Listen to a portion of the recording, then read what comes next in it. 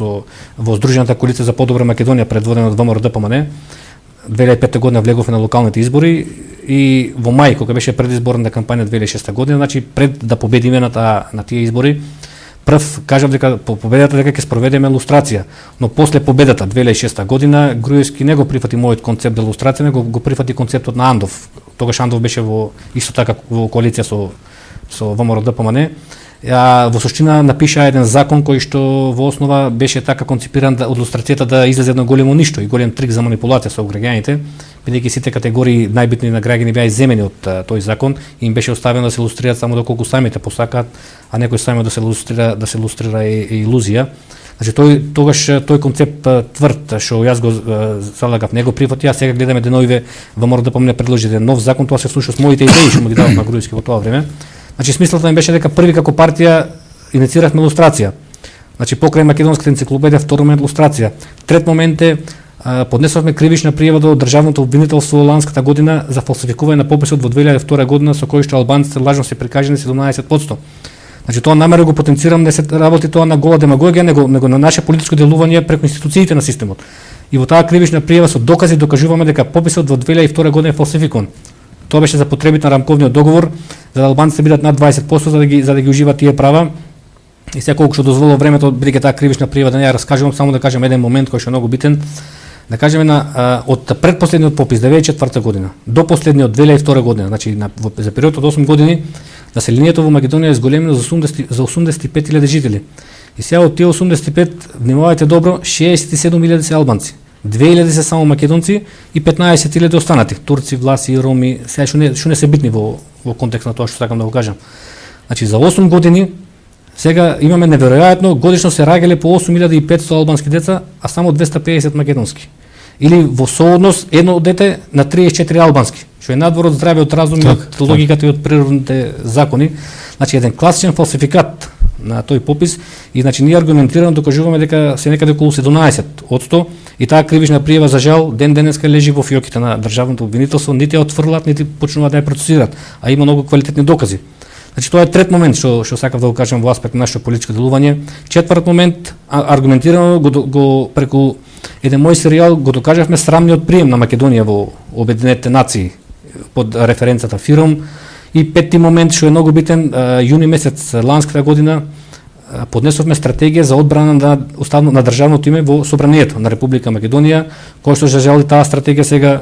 иако добивме известување повратно Трајко Велјановски дека им е поделена на пратениците, за жал стои во фиоките, во кој што наспроти стратегијата на Андов, кој што беше понудена за компромис за името, ние поднесовме на стратегија за одбрана на државното име и во понатомошниот разговор околу прашањето ако дојдеме за името, ќе дадам кратко објаснување што содржи таа стратегија. Значи тие се тие наши клучни заложби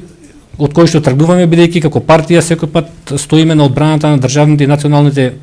интереси и тоа го покажуваме со овие конкретни документи, иако за жал тоа медиумите одреден дел со национална концепција го блокираат, но за ова стратегијата за државното име направивме еден напор како партија и кога ја отпечативме во 100.000 примероци, таа ланската година беше поделена преку Утрински, Време и Шпиц, беше поделена масовно на граѓаните кои има прилика да ја видат, значи беше испечатена во 100.000 примероци.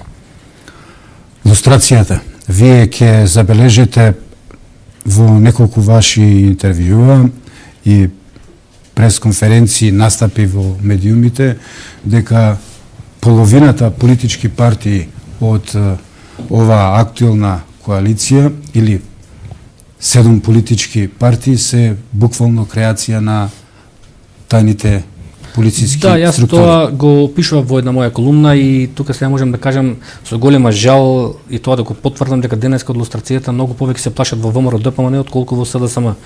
Бидејќи после победата на ВМРО-ДПМН таму се случи еден неверојатен пребег на кадри од СДСМ во ВМРО-ДПМН. Дури денеска ВМРО-ДПМН можеби повеќе личи на едно крило на СДСМ, можеби малку поекстремно од таа варијанта. И сега што е поинтересно, добар дел сите тие што пребегаа имале релации со тајните служби и во таа коалиција јас кажав дека и стојам уште на тоа дека таму има 7 партии кои што своевремено се формирани од тајната полиција, има 3 министри најмалку во владата кои што соработувале со службите, 10 директори во вторите ешелони по тие јавни претпријатија, Но за жал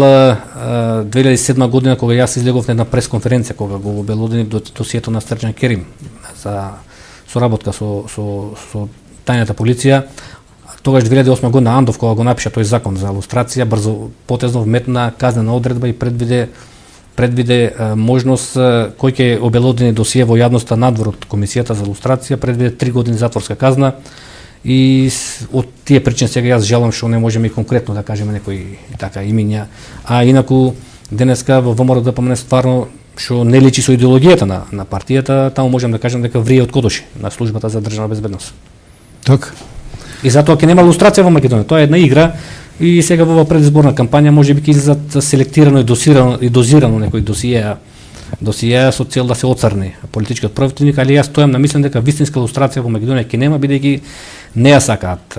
партиите и дури смешно кога вие ќе видите денеска во собранието 120 пратеници, кого да прашате, вика сите сме за лустрација, никој не се плаши од таа лустрација и произлегува дека како во Македонија да немало и соработка со тајните служби. Кого да прашате денеска секој е некој за лустрација. Очекувате од овие досиеа да почнат да растат и по македонските дворови или ќе остане само на